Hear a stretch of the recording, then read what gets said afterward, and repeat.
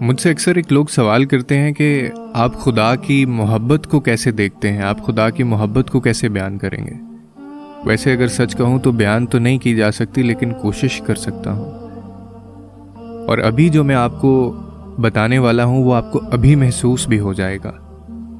کیا کبھی آپ کے ساتھ ایسا ہوا ہو کہ گھر واپس جاؤ تو ماں دروازے پر کھڑی انتظار میں ہوتی ہے، پہلے سے دروازہ کھول رکھتی ہے کہ ہمیں گھنٹی بجانے تک کا بھی انتظار نہ کرنا پڑے، پہنچتے ہی اپنے سب کام چھوڑ چھاڑ کر کہتی ہے کہ ہاتھ منہ دھو لو، میں کھانا لے کر آ رہی ہوں، خود تھکی ہوئی ہوگی مگر کھانا آپ کو گرم ہی کھلائے گی، اور بس یہاں سوچ رک جاتی ہے کہ یہ تو ایک ماں کی محبت ہے، تو سوچو 70 ماؤں کی محبت کیسی ہوتی ہوگی نا۔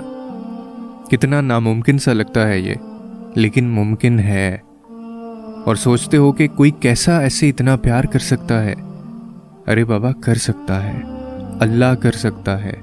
کہیں پڑھا تھا میں نے کہ اللہ کی محبت کی نہ کوئی حد نہیں ہوتی، اس کی محبت 70 ماؤں کی محبت سے بھی زیادہ ہو سکتی ہے، کیونکہ اس کی محبت بے حد ہے، لمٹ لیس ہے۔ اور جیسے ہم اپنی ماں سے شکوے شکایت کرتے ہیں اور اس کو اپنا دوست سمجھتے ہیں، تم بھی بس اللہ سے ایسے بات کیا کرو جیسے وہ تمہارا سب سے اچھا دوست ہے۔ اس کو اپنی باتیں ایسے سنایا کرو جیسے وہ تمہارے ساتھ بیٹھا ہے۔ پریشان ہو تو اس کو ایسے بتایا کرو جیسے ایک چھوٹا بچہ پریشانی میں سب سے پہلے اپنی ماں کے پاس جاتا ہے۔ جب تم خوش ہوتے ہو تو چپکے سے اسے اپنی خوشی میں شامل کر لیا کرو۔ جب اس سے دعا مانگو تو کسی انجان کی طرح نہیں، بلکہ لاڈ سے، جیسے تم کسی روٹھے کو مناتے ہو۔